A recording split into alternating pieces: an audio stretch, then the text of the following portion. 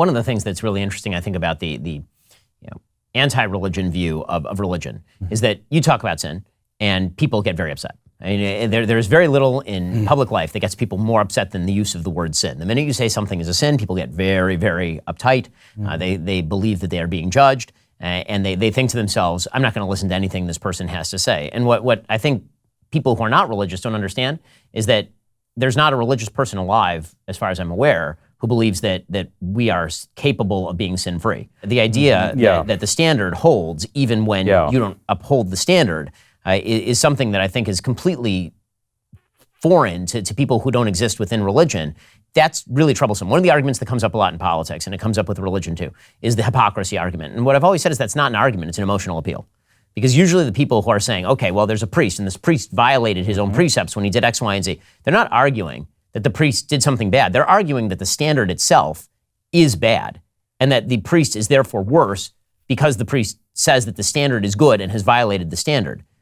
The sort of argument that's made in politics and religion all the time, to me, that argument is almost always an emotional attack on the standard itself rather than violation of the standard per se. And I go through my life violating God's precepts, I would imagine, on a fairly regular basis.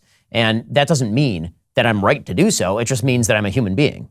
Yeah, if I can kind of preach for a second here, as a Christian, I would say, and you can give me your answer as a Jew, I think one of the reasons I get uptight when people point to my sinfulness is because I'm afraid. Like, I'm afraid I'm ultimately unlovable, that I am wretched at the end of the day and unsalvageable, as it were. But the Psalms speak continually as God as our refuge. And so one thing I like to say as a Christian, because I think it's true, is that Christ is the only refuge big enough for your poor and wretched heart. And you don't need to apply your own meanness and narrow little heart to His. God is infinite in mercy. And when your sin goes up against that, this is like a drop of water being flicked into a raging furnace. So if you talk about my sin, or if I become aware of it, this makes me uncomfortable. And I think at that point, what I tend to do is want to downplay my sin or look at people who are worse than me. But I think the answer is instead to look at the great mercy of God and go, okay, my trust is in Him. He is my righteousness. Yeah, so this has come up a lot in terms of the topic of one of your books on pornography. So this has become like a very hot issue in the United States, obviously, and in Europe particularly. The sort of normalization of pornography. It's been, I wrote about this back in 2005. I wrote a book in 2005 called Porn Generation, How Social Liberalism is Corrupting Our Future, in which I talked about the destruction of an entire generation of people because of the rise of pornography, the mainstreaming of pornography. I was chided as a prude at the time, of course. And then, pretty much all the predictions came true, that this was actually really devastating to the soul of human beings, that it really harms people. And yet, to point out that pornography is indeed a grave evil, that it actually does harm to both the participants in it and the people who use it, that is now considered something that is utterly unsayable in public life. Is that right? I mean, I think that you can say it, but you're seen as weird. It feels to me like the tide might be turning a little bit. I agree with you that most people would not want to say that pornography is wrong all the time. I agree with that. But it seems to me that you're hearing more, even comedians kind of making fun of things like pornography. Pete Holmes is a good example of this. I'm not sure if you've heard this bit, but he says something like, isn't just, it's double. You're getting a man while being, by a man. Like, this is clearly cream puffery at its highest. To be a bit more serious, Saint Dominic says, the man who governs his passions is master of his world. We must command them or be enslaved by them. It is better to be a hammer than an anvil. And I think the man who continually kind of gives over his life to pornography is becoming emasculated. He's being robbed of the ability to be masculine. All right, as a Christian, I would look at Christ's words, this is my body given up for you, and that this act was the most masculine act, and it's something that I should try to replicate with my own wife, in that I deny myself for her good. But pornography trains a man not to say, this is my body given up for you, but the opposite, this is your body taken by me.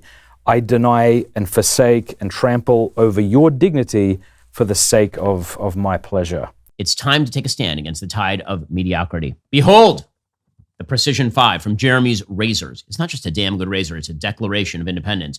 5. Meticulously crafted blades deliver a shave as bold as your convictions, as smooth as your ambitions. Reclaim your masculinity. Show the world you will not be dulled by conformity. Stop giving your money to woke corporations that hate you. Choose the Precision 5. Order now at jeremysrazors.com or find us on walmart.com and Amazon Prime.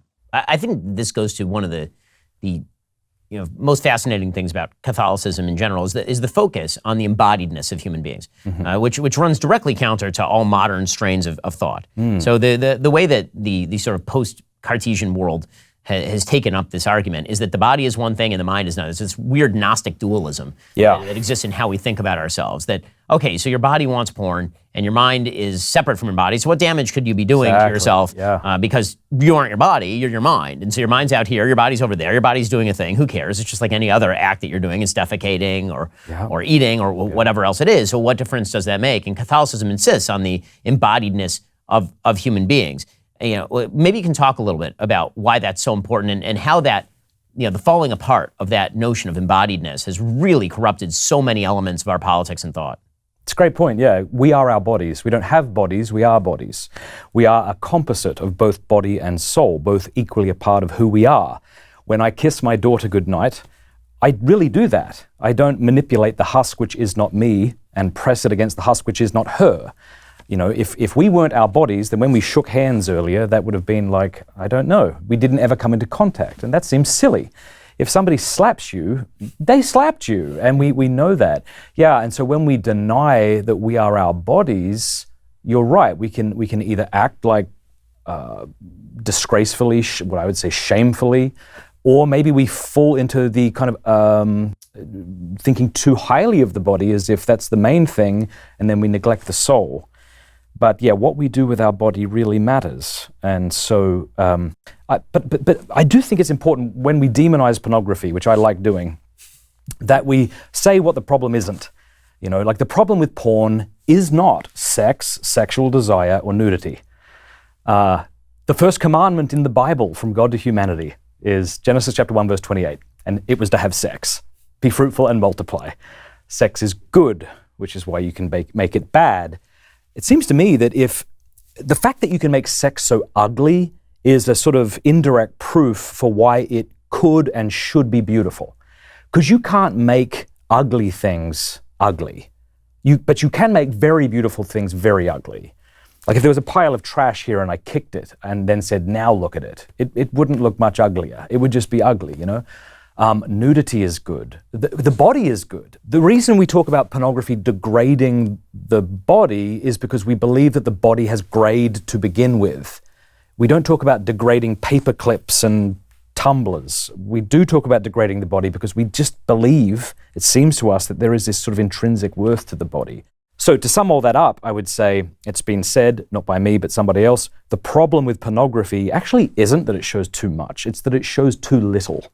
That it reduces the mystery and beauty of the human person to a sort of two-dimensional thing for my consumption. And we just shouldn't be treating human beings like that. So one of the ways this is broken into the public debate, especially now, is with regard to what role religion should have in, say, government policy. So there's been a widespread debate over regulation of things like pornography. Now, for myself, I'm very much in favor of local regulation of pornography. The only reason that I might not be in favor of national legislation on pornography has nothing to do with the right to pornography. It has much more to do with the pragmatic approach to legislation. Can you govern a nation that has widespread disagreements on issues like pornography top down in that way without spurring a backlash that would be significant enough to actually topple other things that you're attempting to do?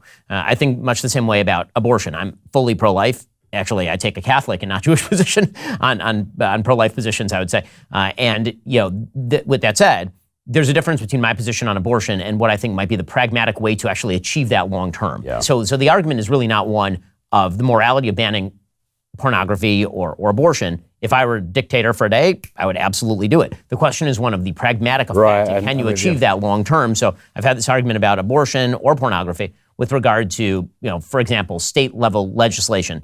Take abortion. So I've suggested that if you're in a state like Michigan, going for a full-scale abortion ban that is likely to fail is actually a mistake. What you should do is you should go as far as you can without losing the majority in the legislature, for example, and then accustom people to that idea and then move it back. And that's an immoral position. I get that that's not the full-scale moral position, but also you have to sort of merge pragmatism with morality. How do you address the role of following these sorts of issues into pragmatic application? We're definitely in your zone of expertise here, so I can only say what seems to me to be the case. We live in a democratic republic, so the idea that we're going to convince most Americans that all pornography is evil and should be banned is just not going to happen. So yes, I would like to see pornography banned because I think it destroys the family.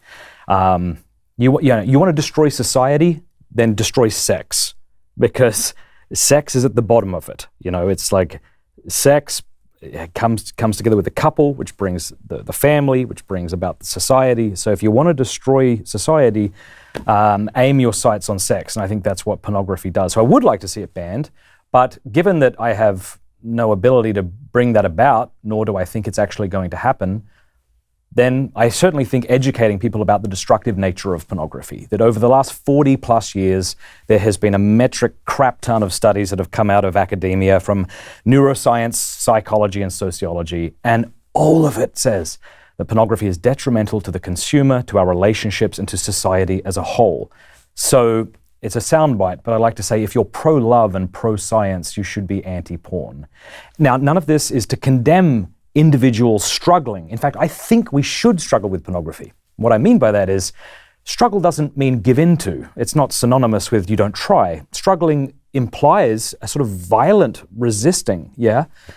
So if somebody says to me, I'm struggling with pornography, I would say, good, keep struggling. And so I certainly wouldn't want any man or woman out there who's watching this to feel condemned by me. I would have them realize that they were raised in a pornified culture. They were probably exposed to pornography at a young age. And they can be free of this, and they should be gentle and patient with themselves as they seek to gain mastery over this thing that's had mastery over them for so long. Are you tired of the lies and the twists of the mainstream media talking points? Yeah, me too. Join me in my newest series, Fact, where I dismantle and bring truth to this tiring mainstream agenda.